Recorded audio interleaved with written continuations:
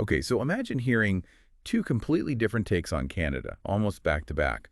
One's from a huge music star, basically saying the world's impressed.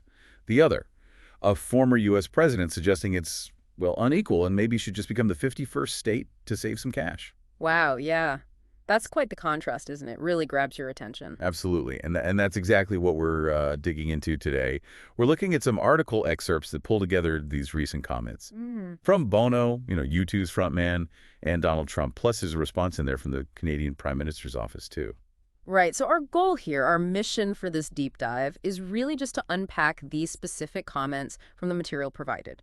We want to understand the different viewpoints, these distinct perspectives, and maybe what this little snapshot suggests about how Canada is being talked about right now, just based on what's in this article, of course.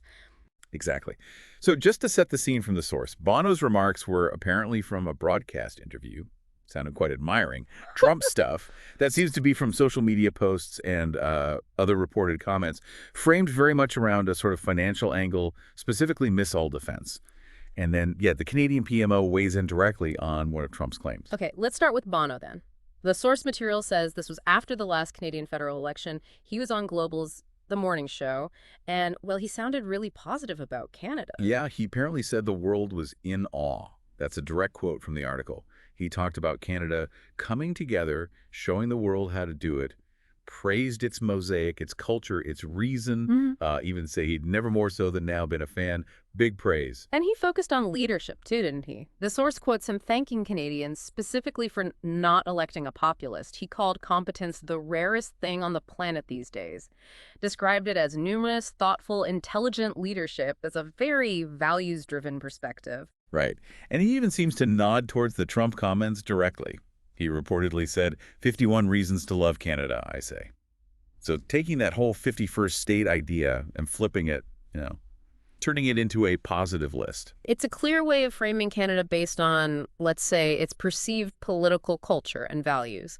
But then the article just shifts gears completely, right, to Donald Trump's perspective. And this is where that contrast just, boom, really hits you. According to the source, Trump repeated claims he'd made before, saying Canada would owe the U.S. like $61 billion for missile defense if, and this is his reported phrase, they stayed a separate but unequal nation. But, and here's the kicker, the source says he claimed it would cost $0 if they become our cherished 51st state. And the article mentions he claimed he'd personally told Canada this. Yeah, and he didn't stop there. He apparently wrote on Truth Social, they are considering the offer, which is just such a different framing. It's transactional. It positions Canada almost like a potential cost-saving acquisition for the U.S. So you've got Bono talking values, competence, the mosaic, then Trump talking dollars, missile defense, and this very specific claim about becoming the 51st state.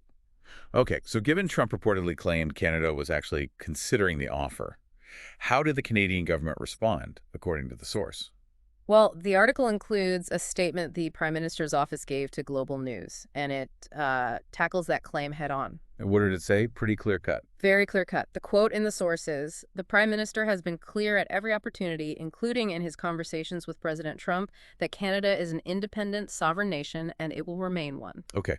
So right there in the source material we're looking at, you have the claim. They are considering the offer. And then the direct counter from the Canadian government, no, we're independent, sovereign, staying that way, a flat denial. Exactly. So our deep dive today really just traced that thread within the source material. It laid out these, wildly different ways of portraying Canada that were presented. The competent, admired nation versus this claim of a potential, statehood negotiation driven by cost. And crucially, that official Canadian response. Right. We're just presenting what the article presented, these distinct viewpoints and stated facts, side by side. So just thinking about these specific statements pulled together in the source, what does it leave you with? It really shows how different people, different actors on the world stage can look at the same country through completely different lenses and make such incredibly different claims about what it's doing, what it intends, what it is. It's all part of how narratives get framed globally. Definitely something to think about based on what we looked at here.